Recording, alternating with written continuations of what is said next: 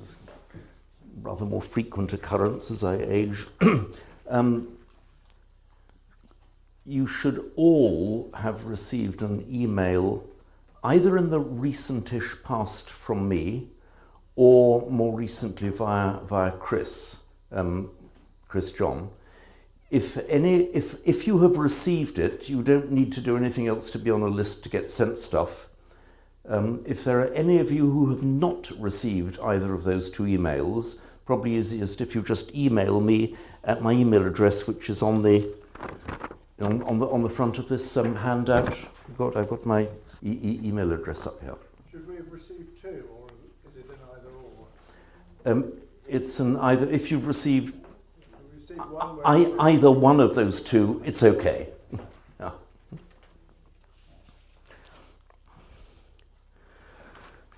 Next announcement is I had kind of promised you, I can't remember the words, it was a kind of promise that we would be going through all of these 8 little texts, analysing them in detail, and you'd be joyously learning them by heart. Where we are now, there's no way we're going to get through it, but what I do now say, and I think I'm probably going to have to do it because I'm going to be on recorded film as saying so, over the course of the next few weeks I will be making just little presentations, little videos, like teaching videos, the same as I do for the Sanskrit and Pali classes, in which I'll go through each of these 8 little passages in detail with notes and analysis, and I will send them to you all. So that will be my your little memento of the school. It was. I think that's it.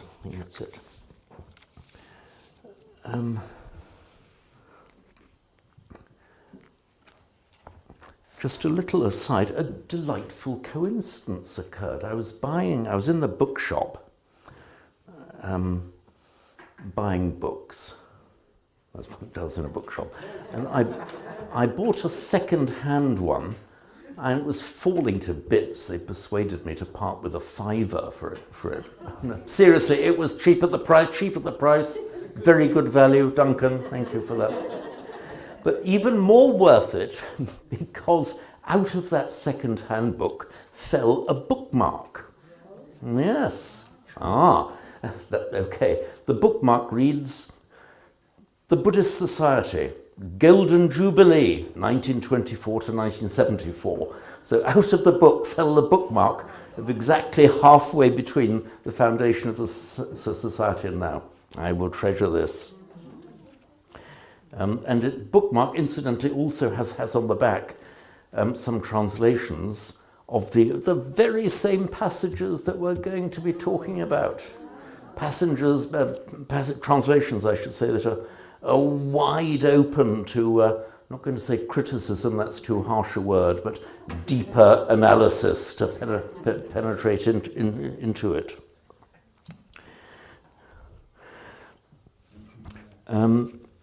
As the talks have gone on, there's just been more and more material.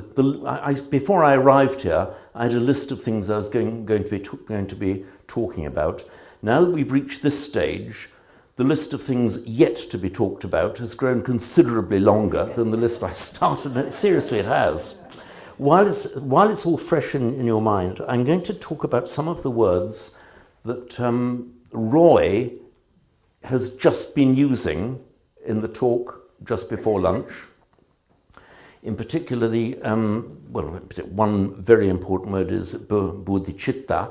I'm going to discuss what is, just in a couple of minutes, a few seconds on how I interpret it.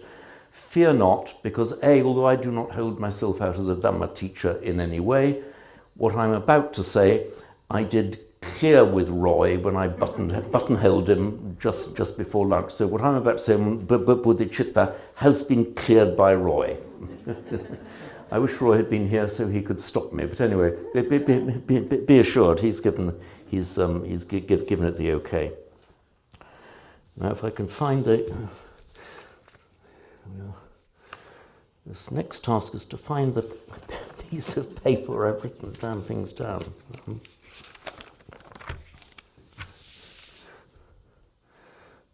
Is this where we say it's behind? It's the time where I say, please, oh Lord, give me the strength not to say naughty words when I've lost it. I've found it. Actually, I wrote it on the back of the piece of paper where I've got all the passages that I was going to be going through with you.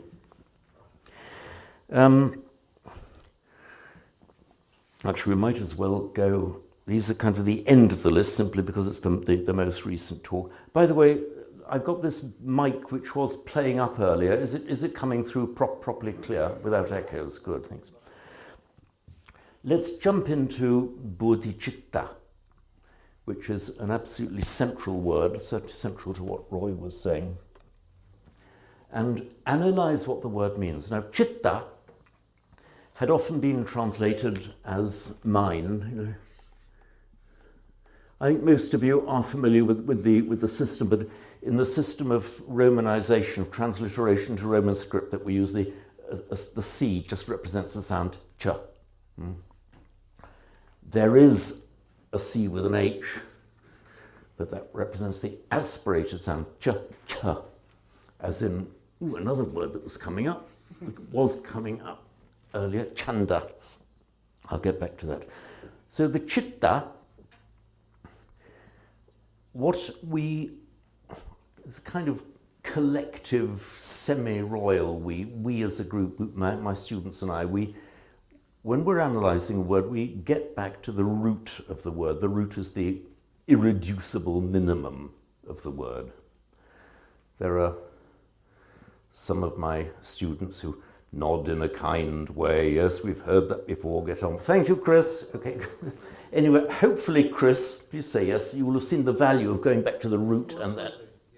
Jolly good, thank you. Honest, I didn't pay him to say that. Let's look at the root of the word chitta. It's just chit. And that, going back to Vedic, the earliest form of Sanskrit that we know, the actual root meaning of that, going back to Vedic, is lightness or brightness, casting light on something, casting light into the darkness. Although as time went on, it came to have the meaning of the mind, the heart and mind, heart/mind that we know. In the minds of the native speakers, and what we try to do as far as we can, get back into how the native speakers would have felt these words. Because words were felt things. Well, they still are, but even more then. Words were felt things. So the notion of lightness would have been, or lightness in the sense of light as opposed to dark, would have been in the minds of the native speakers as they used these words. So when they used the word chitta, okay, what's the meaning of chitta? You would ask an ancient Pali speaker. Well, it's the heart-mind, if you spoke modern English. But at the back of his understanding of it would be that sense of light. It casts light into what might otherwise be inanimate, unknown. And the chitta is simply the past participle of it, that which is lightened, that, or it could also mean that which makes light, casts light. Has been translated as mind, but that's a bit too mental. Has been translated as heart, but for Western users a bit too emotional, because we have a split between your head and your heart. The chitta kind of covers both. That's why it's often translated as heart-mind. So that's more or less the best we can do in English. As you get further east, it's called, it's in Chinese, the Xin. Did I get that right, Orca? Thank you, thank you. It's Xin, which originally in Pinyin it's transliterated like this. Xin. And you've heard Daiko talking about in Japanese, they just pronounce it Shin. That is actually, the origin of that character was originally, in the old script, visibly the representation of a physical heart. So the Chinese for the heart mind actually comes from the physical heart, and that's the word they use. So that then is chitta. Now buddhi, bud, I'll give the root here. So oops, b. Sorry, I mucked it up.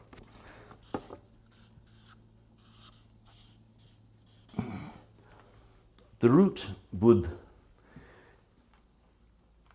is actually a very ordinary word of the language. I'm glad you've arrived, Roy. Look, I've assured everyone that what I'm saying about bodhicitta, I've had your blessing, but I'll be far more comfortable if you're here in case I go wrong. I'm halfway through. He doesn't need my blessing. He's better at it than I am. Especially this. Sorry? You know much more about this than I do. Well, I think you've probably penetrated into the bodhicitta a lot more deeply than I have. I'll stick to the language bit. I'll look at you as I go along. So the word bud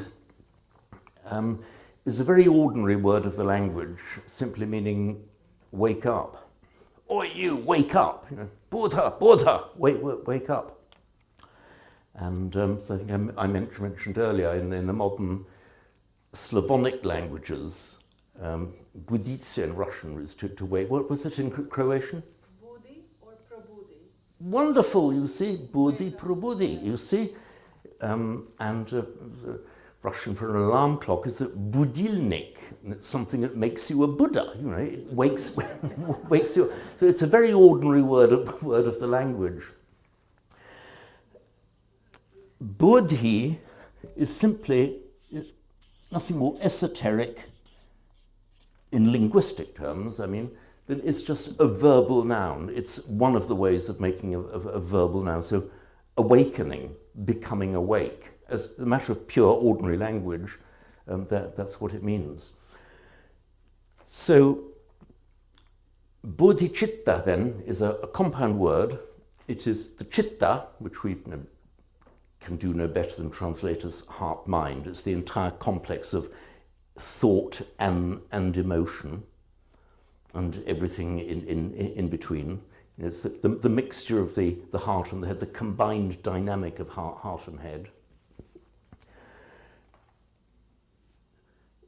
So it's the chitta, and the chitta then is, as it were, qualified by putting it into compound with bodhi. So the bodhicitta will be your entire heart mind permeated by this desire for bodhi, or the aspiration towards bodhi. Is where the orientation of your mental emotive life is orientated towards enlightenment.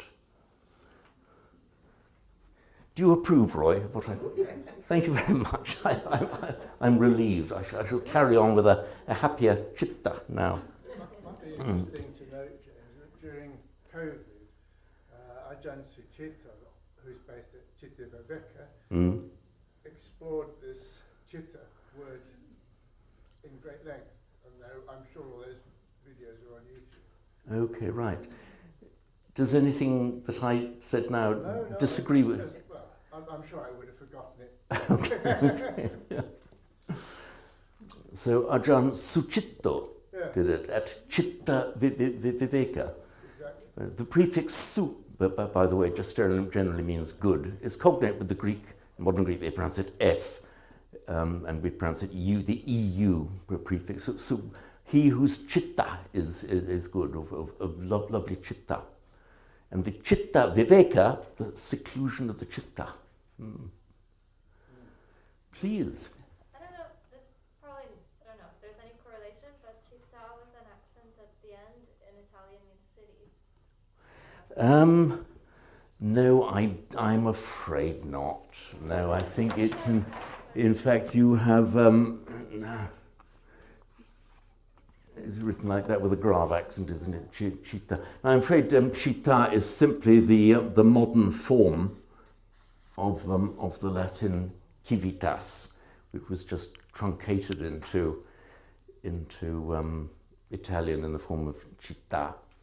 So yeah, that was a nice try. Don't be discouraged, because very often I think, hey, hang on, those words sound a little bit similar. Is there a connection, etymological connection between them? Often it's a blind alley and the answer is no, but very frequently you find beautifully unexpected results. So do carry on. Where was it? Yes, the next one is another very important Mahayana expression that Roy was dealing with this morning, which is the Tathagata Garbha. Now, as a little aside, Roy was mentioning the rigor and the practice. This is the third hour now I'm spending here analysing words in rigorous academic detail, but I can't emphasise too much that that's only a small part of the story. For me, it's always been a very useful part of the story, but it is only a small part of it. What I found enormously helpful, I may have mentioned this earlier, you study the word, you go into the dictionary meanings, you go beyond it, you see how it's used, you make kind of academic study of it, then put that away in your mind. Okay, you know it now. Then go into more soft focus, the practice focus, the citta, the heart-mind focus, the imaginative focus, or imaginative non-focus. And then that academic, rigorous knowledge you've got in the background can shine a bit more light, and it can help. So in other words, the language analysis is by no means everything, even though I guess on about it for hours, but it certainly helps the practice. In my own experience, it has helped the practice.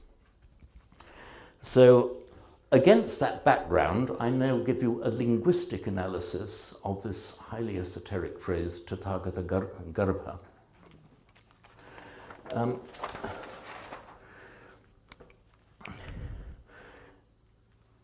The words themselves are simple, but they can be put together in different ways that are less simple and leave ways for different interpretations. And as always, you can say, well, is in English, is it that, or is it that, or is it that? Bear in mind that in the minds of the native speakers, it would have been all at the same time, without the focus that when you're translating, you have to strip out some of the meanings because you've got to choose a word. Many of the translations we have are wonderful translations, but they suffer, as I mentioned earlier, from the inherent defect of any translation that we do not have words in English. And I think, well, probably no, I'm safe in saying no European language is going to have an exact word-to-word correlation, particularly for words from the Sanskrit and Pali scriptures. They've got to choose a word. So the only good translation is really a heavily annotated translation where you've got more footnote than text. Anyway, against that background, let's look at Tathagata.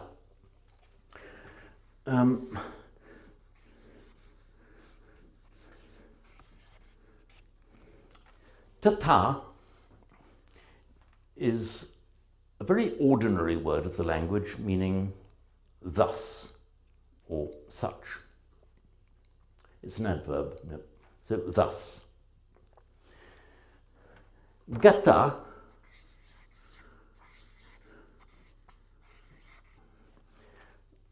the very simple one-word translation is just gone. And so people, translators certainly from longer ago, Tathagata, thus gone, jolly good, we've got it. It means thus gone. Okay, so far so good, but that's only a tiny part of the story. First of all, what does thus gone mean? If you showed that to, say, for example, a Sanskrit speaker long ago who didn't know anything about the Mahayana or Buddhism, and you said, what does Tathagata mean?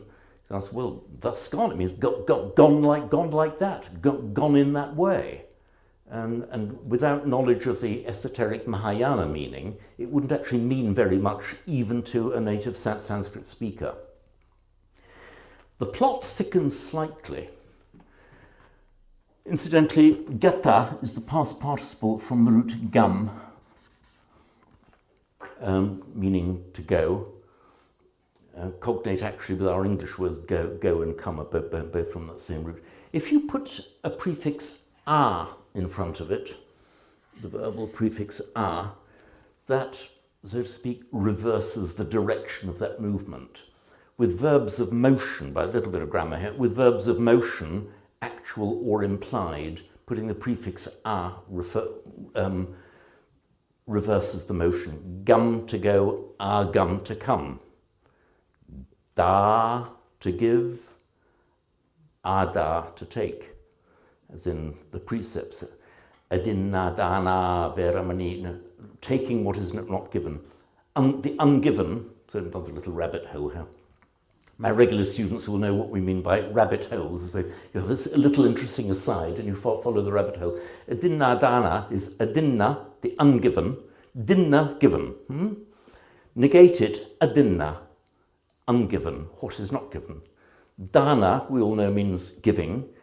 Reverse the motion, adana, taking. So the adinna, adana is literally the ungiven taking, the taking of what is not given. Then it merges to adinna dana. So agata, as a past participle, means that which has come, or just come, in the past tense. So it could mean, thus come. Because if you merge them, if you write in Sanskrit tata agata, then by the rules of Sanskrit phonetics, they merge, so it becomes tathagata. So it could equally, just a matter of ordinary language, be construed as thus gone or thus come. The plot now thickens a little bit more, because if you put gata as at the end of a suffix, it can mean become such and such a way, gone to it, in the sense of, as we in English we talk about woe, sorrow, woe begone, gone into a state of woe. That it has exactly that same usage in Sanskrit as well. So you could say dukkha gata, gone to sorrow, therefore in a state of sorrow. So we've got all these this range of possible meanings. So you can look at it linguistically, but now we get to the point that looking at this word linguistically doesn't help terribly much. It requires a lot of interpretation as to what it means. I'm sorry, I can't be very much more helpful than that from the linguistic point of view, but then what it's come to mean within the Mahayana tradition, the Mahayana teaching, I'm going to hand that back to Roy for his talks. But this just gives you a background on what these words actually mean. Garbha, it's actually a very ordinary word in the language. It just means the womb, the physical womb. And it's often used then metaphorically, as I suppose we could do in English, as that within which something can grow, that within which life grows. So that is I appreciate not terribly helpful explanation of Tathagata Garbha, but at least it'll help you see that just to look behind the series of sounds that you will otherwise hear if you didn't know what they meant. The non-returner. You're on track there, Fiamma. You've got the agata, means coming. You can make a verbal noun, gama, meaning going, and the agama, meaning coming. It's just the verbal noun from that gum. So the non-returner is the anagamin. So it's the negating a, which then becomes an before a vowel, the same as we do, the same as Greek and then English a or an. So the anagamin, anagama is the verbal noun. If you instead of the a you put in on the end, that means a person who does something, like yoga and a yogin or yogi. They're grammatical variations of the same word. So the anagamin is the non-comer, in other words, the person who isn't coming back.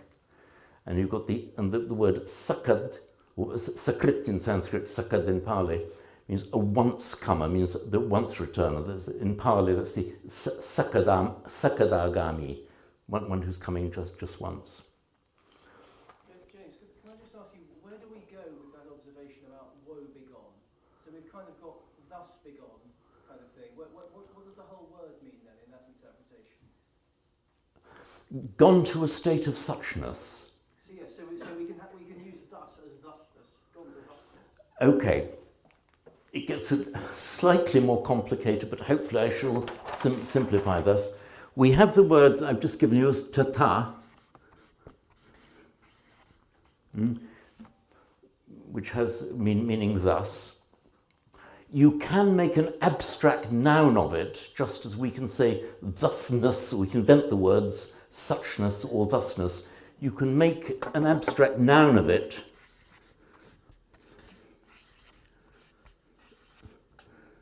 by ta-ta-ta.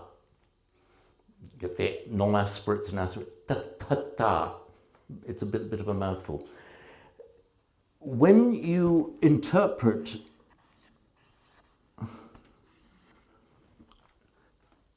gone to suchness, it's actually an abbreviation of tathagata. It's just abbreviated to tathagata. I've seen it interpreted in this way, gone to or currently in a state of suchness. But that's just, as I say, by abbreviation, so you can read tata in this context, in that word, as both such, thus, and suchness. If it's non-returner to the womb, does that mean the person who's no longer in the psychic existence? It does mean that, and then in fact that's the last verse of the Karaniya Metta Sutta.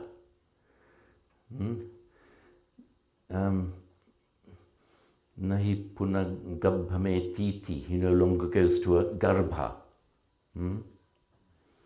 which is a way of saying he no longer has a human rebirth. Maybe even a divine, I'm not quite sure actually. No, I think that's right. It's like in that 5 cards this morning, the path of no more learning is the equivalent of the Pali non-return. Yeah. And in that no more learning, unable to go back, no longer a sentient being, but a fully realized Buddha. So Buddhas are not sentient beings, so they can't go back there. Okay, so it would even mean not even taking rebirth as in the Deva realm, would that or could choose to take rebirth in any way as a Buddha. Okay, so it's his choice, either not have any rebirth at all, or to be reborn where he wishes. Yeah, but I think the important point is it's the same point in terms of non-returner, the path of seeing, and once, which underlies that kind of idea that sentient beings have Buddha nature, but once the full potential is realized, you're not looking at a sentient being anymore. Okay, great. Whatever was produced by the womb is out. Yeah. It doesn't go back. Thank you very much indeed, Roy. Okay, please carry on in interposing anyone who can shed more light. The next word,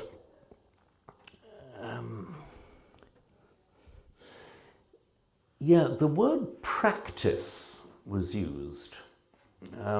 We all use the word practice. Some of us, I'm afraid, use the word more than we actually do it.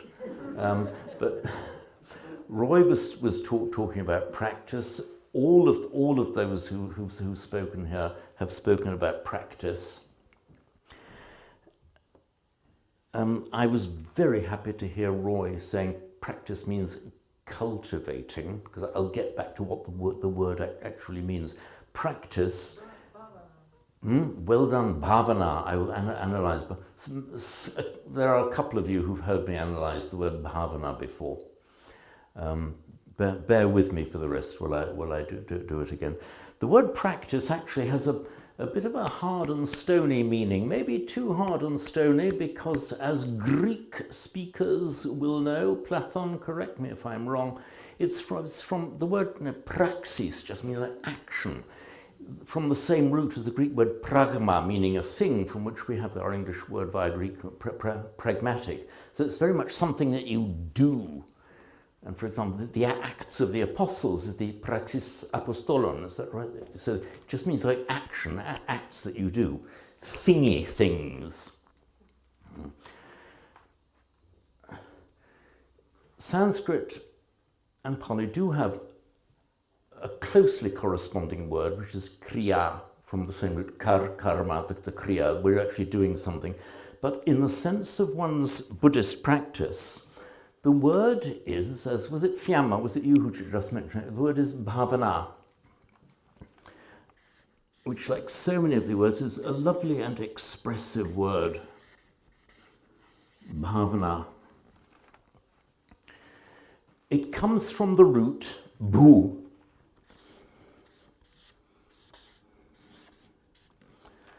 meaning to be.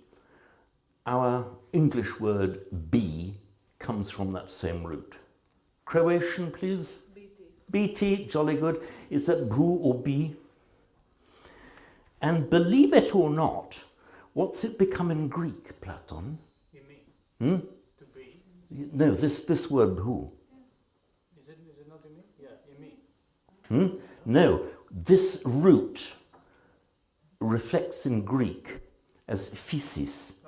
So the word physical, it came into Greek as, well, physis, it would have been pronounced in classical Greek, physis in modern Greek. It's from that same root bhu that we get physical, that which physically is. That's the same root. There we are. Plus, have I taught you some Greek? Now, causative verbs can be jolly useful things. So, bhu is to be. Just he, she, or it is bhavati. There is a reason for this grammar. Now, you can make a causative verb, which means to cause to be, to bring into being, to make something be, and that is, turn this over, it is bhavayati.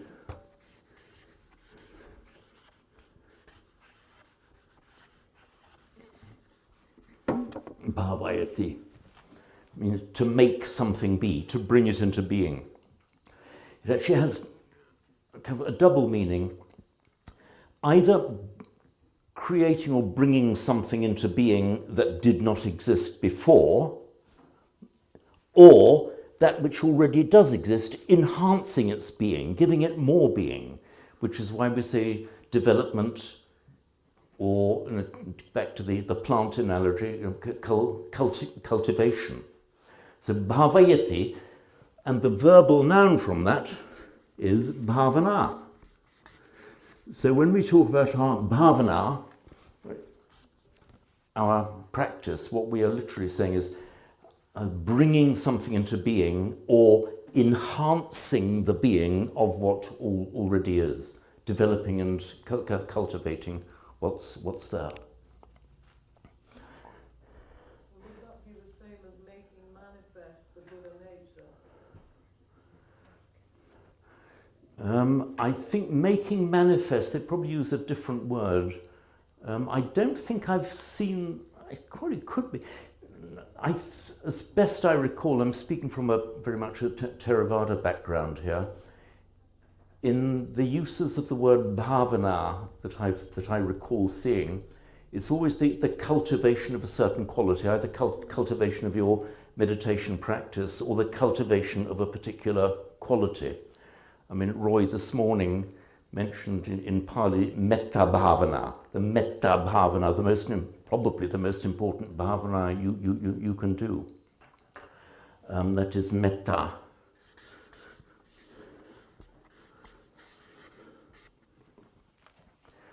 Often translated, again, here we go, often translated as loving kindness, but loving kindness, again, it's a little bit emotional, isn't it? A bit more the metta, it actually, in Sanskrit,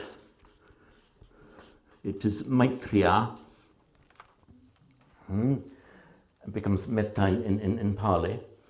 And it's actually from the very simple word mitra, meaning a friend. So it's a kind of a friendly feeling. It's a feeling of kind of benevolence and goodwill. It's not quite loving kind. Well, I suppose it involves that, but it's just basically the idea of a feeling of goodwill, a non-hostility, allowing people to be. This mitra, by the way, it even goes back just from a root mit or mit, just meaning with. The mitra is the person you enjoy being with, and people you want to be with. And here we go. What's the German for with? Mit. Yes, it's that same word. Incidentally, although mid in English comes from an entirely different root meaning middle, medium. In the phrase midwife, which we get actually from the German, the midwife is the person who is with the woman when she's giving birth. So when we talk about a midwife, it says to him mid from mit, mitra, maitreya, metta. It's that same mid. Is this where Maitreya comes from? It is indeed. Maitreya then is a derivative adjective from maitreya. So maitreya is one who is filled with or characterized by. Maitreya, that's right. Thanks for that, Rosemary. James, sir, is there a connection? Mitra in Greek means womb, and mitera is mother. Ooh. Is there a connection? I think we've got more rabbit holes to go down here. Okay. Give me more on that afterwards, and I'll delve. Mitta, you say? Mitra is womb. Mitera is mother. Oh, the mitra, so we get mater in Latin, of course, and then the matrix as well. Yeah. Different root? It is a different root, because in Sanskrit and Pali it's mata as opposed to mit. So some of the forms are confusingly similar, but they are different roots. Is Mithras likely to have any relationship with it? Sorry, Mithras. Oh, Mithras, the Latin god, the Roman god. Yeah, it is. It's the benevolent god, the friendly god. So Mithras, you see, there we are. It's from that same. But Mitra also goes back to Zoroastrianism. Sorry. Because Mitra is a very important god in Zoroastrianism. He's the god of contracts, amongst other things. He's a very abstract god. Oh. Mithra. In which mythology? Zoroastrian. Oh, the Zoroastrian. And of course, the Avesta and the Vedas, they're at the sort of time. Oh yes, of course, yeah. It's very likely, I think, to have come from the same word, but with variations as we've gone along.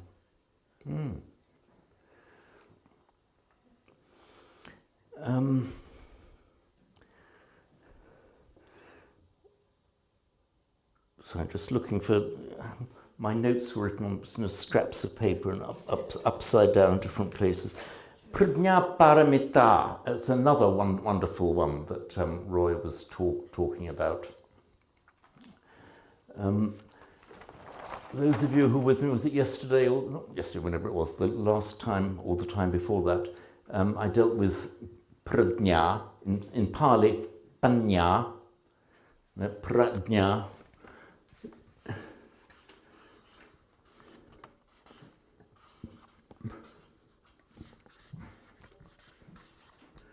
From the root gnya that I explained, Greek gnosis, and in English to know. And pradnya, although it's cognate with the Greek prognosis. Prognosis has come to have a different meaning, Greek and then to English, as knowing in advance, like a medical prognosis. But in Sanskrit, the prahya has the idea of through and beyond. So the pradnya is like knowing through, not just seeing the surface, knowing through to the other side, commonly translated as wisdom. Now look at paramita. We have the paramis, the paramitas, which are generally translated as the perfections, which is not a bad translation, but there is an interesting twist to the word. So, pradnya, paramita.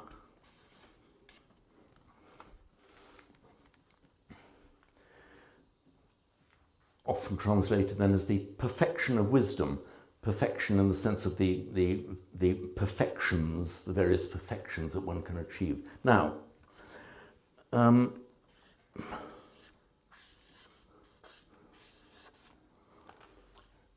it's from the root para,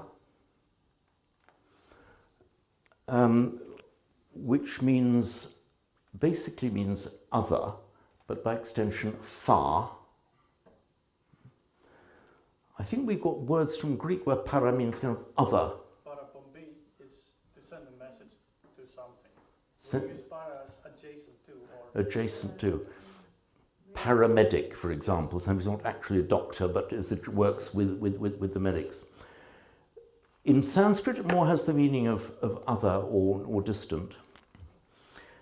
Directly cognate, actually, with our English word far. It's from that same root. Para is far. Now, you can make a noun out of it, sort of by a para, and the para will mean the far, often mean that which is far, and used to mean the far shore. The far shore. Again, cognate with our English word far. Now, parama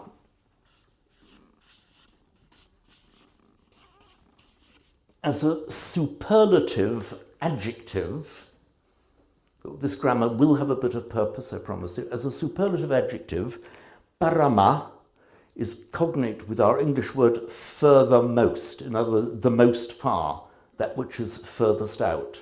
Parama, furthest. You can make an abstract noun out of it by changing it to parami. So parami then means that which is furthest out, the furthest extent to which you can take something, and in particular the furthest extent to which you can develop a good quality or a virtue is the parami, the furthest point of that particular virtue.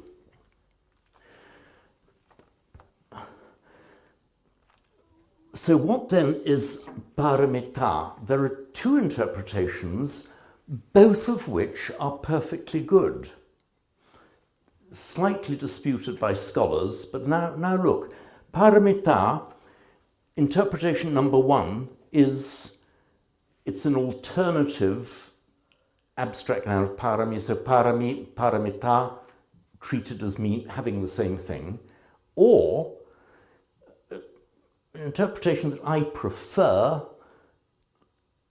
and I think you could hold both in your minds at the same time, put a hyphen there. Param, ita, far shore, gone. So gone to the far shore, gone beyond. Edgerton's Dictionary of Buddhist Sanskrit says that is a fanciful interpretation. He says that, but he then proceeds to say, but in the Tibetan texts, it's translated as gone to the far shore. Does that coincide with you, with what you think, Roy? So in other words, he said a fanciful interpretation, gone to the far shore, but that's how the Tibetans have interpreted it. And I'm certainly not going to say that the Tibetans have got it wrong. And also, I think that you could just equally validly say, it kind of means both at the same time. Again, the native speaker could probably hold both meanings in their mind at the same time. And sometimes you're meant to. We do it it's done in English poetry. My favourite example is the line from Gray's Elegy, where all the air a solemn stillness holds. Now, does that mean all the air holds a solemn stillness, or does it mean a solemn stillness holds all the air? Which is the subject and which is the object? Or is it both at the same time, and don't fasten your mind on either? It's both at the same time. So often when we're dealing with Sanskrit and Pali, Chris, we have this the whole time, and I say, well, it could mean both at the same time. Can we try to include Chico? Is it Paramas? Chico. Sorry? Paramas. Paramas? Panamas. Mas? Like to have more, to go for more. Paramas. Oh, Paramas. It's like Voy Paramas. I'm going for more.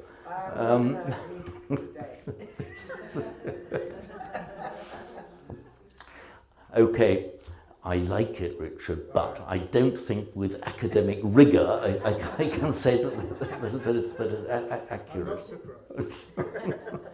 Mind you, I've said that before, and I've gone away and I've thought about things and looked it up. And, I initially said no, but hang on, he could be right.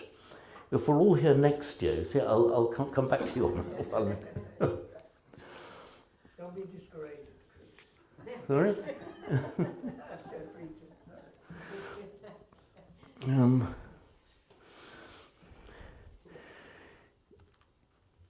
Yeah. Let's just look now at, I think that deals with the points. I mean, there's hugely more that Roy actually said that I didn't note down, but those have taken us almost the entire hour just dealing with the words that Roy was using earlier this morning.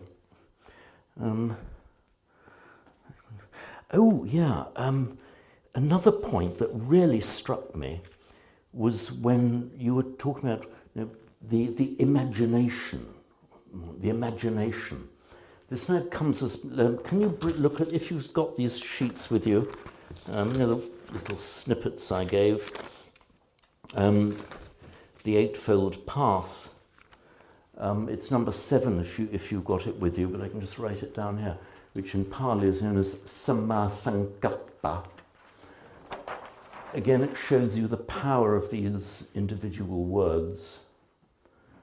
I'm encouraged by Janet. You mentioned to me about that encouraged me just to focus on these words. Janet was telling me about a study she's been doing with her group on the Visuddhimagga. There were various individual words that you analysed. It seems to me to your considerable advantage. You analysed them, got to know them, and then used those Pali words when you were discussing. So. I make no apology for having taught only a tiny little bit of grammar this time. We're really focusing on words and how the analysis of the words can help. So Samma Sankappa, if you look at item number 7, Samma Sankappo is the second item there. In case you're wondering the difference between Sankappa and Sankappo, it's just kappa is the stem form of the word, kappo is the nominative singular form. It's essentially the same word with a grammatical ending on. And it's translated often as right intention, though in fact there's a strong hint of imagination in that word, in sankappa. It's actually from the Sanskrit. In Sanskrit, it is kalpa, and then sankalpa, I'll explain that.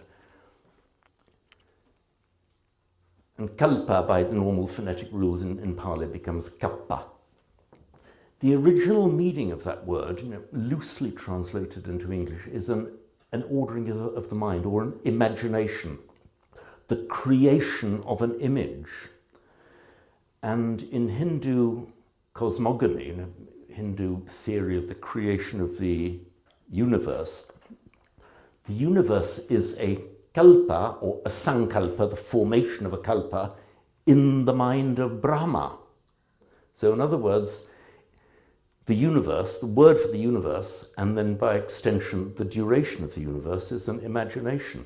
Now you've probably all heard of the use of the Sanskrit word kalpa, meaning an eon, you know, the duration of the universe. There's a very simple meaning there. It's the duration of that imagination in the mind of Brahma, and this is the mental formulations, the mental imagination in the mind of Brahma that creates the very universe that we're living in now. So that is the underlying meaning of the word kalpa. But there are also calculations as to how long a kalpa actually is, aren't there? I'm sorry, say again? There are calculations made also as to how long a kalpa actually is. Oh, there is, yes. I only scraped me through my my maths O-level third times. I haven't followed the calculations, but I've looked at the results with interest. So, kalpa. And then if you put the prefix sam in front of it, it's the same prefix as the Greek syn, or sin, S-Y-N, the Latin co and con. It means the forming, like the completion, not just a kalpa, which could mean the imagining, but the sankalpa is the putting an imagination together, making a definitive formation. But an imagine, it's the picture, of what, you know, like a dynamic picture of what you're going to do. So the samma, I explained samma meaning harmonious, right, in line with the, to use the Chinese, in line with the Tao. Orderly harmony, right in that sense, is samma, Sanskrit samyak. So it's the sankappa. When we use the word intention in English, it can have a bit of an abstract, over-mental meaning. But the sankappa is more of the vision, the created imaginative vision. And that's the kind of intention I would interpret it as is being spoken about by this expression, samma sankappo.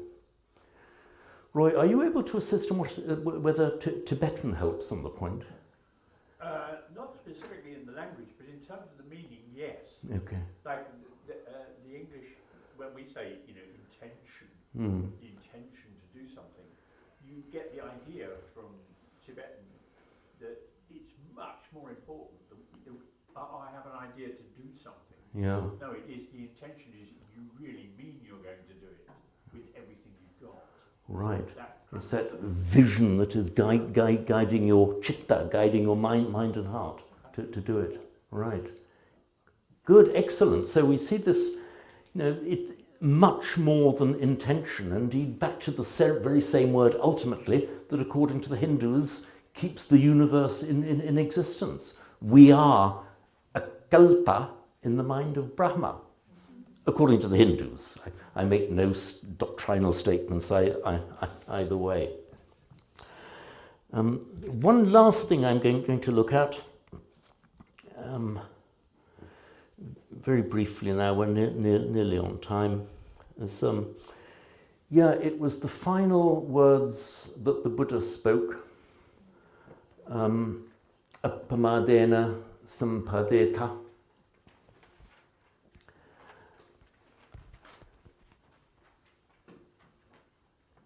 And it was, I think it was Gaynor. Gaynor's not here. Oh, Lynn, okay, you're good. Anyway, it's your esteemed sister Gaynor at the end of the last summer school. Asked me, said, this word sampadeta, does it mean? I didn't catch. Did you say stride on or strive on? That was our question. That was the question, and it had a jolly interesting answer that I hadn't spotted until you asked it. It's kind of both, because the root pad means a foot, and it's our English word foot and the old Vedic pad are etymologically the same word. It became pos, or pudis pos in Greek, and pes, pedis in Latin. So the sam and pad means that the root meaning is foot, and as a verb it means going. If you put the same prefix sam there, like a completed action, the perfected doing of something, like sangsara, a series of completed going round and round and round, not just sara, going sangsara, going a series of completed circles. Sampad has the idea of an achievement or a success. You're going and there's been a successful going. So sampad means like a successful going, an achievement. Make what's the word I'm looking for? A causative verb out of it. In Sanskrit, sampadayati means moving in order to achieve something, like a moving with your sankappa there, a moving towards achieving that which is in your sankappa, in your imaginative intention. So the sampadeta has the idea of the movement which is inherent in the verb pad and padeti. And it also has the meaning with some there of achieving, and seeking to achieve. So it has this idea that it was rather a good thing that you misheard what I said or couldn't get what I said. Is it stride or strive? That's why I say, well, it's both. Both meanings are inherent in that word. In the more literal, it is stride, step, move. But in the extended meaning, it is a strive, make an effort to make that movement. And I come back to what I said, what was, if we were going to have a vote on it, what was the most important single word the Buddha ever said? That was appamadena. And I say the single most important, who can say what the most important single word was? But I'd be happy to stand up and argue, I'd be on the side of this one, because by that word, I explained this earlier, appamada, that pamada, Sanskrit pramada, the mind rushing forth after its desires, its fears, the movement of the mind, the uncontrolled movement of the mind. The root mud, probably cognate with our English word mad, unruly, mentally unruly. So the pramada is the mind rushing forth, uncontrolled. Negate that, apramada, it's the opposite of that. Put that into the instrumental with appamada is appamadena. In Sanskrit, apramadena, Pali appamadena. That was the one word he chose as how to live your lives. Appamadena. So sampadeta, strive on or stride on. Appamadena, with appamada, with this non-madding forth of the mind.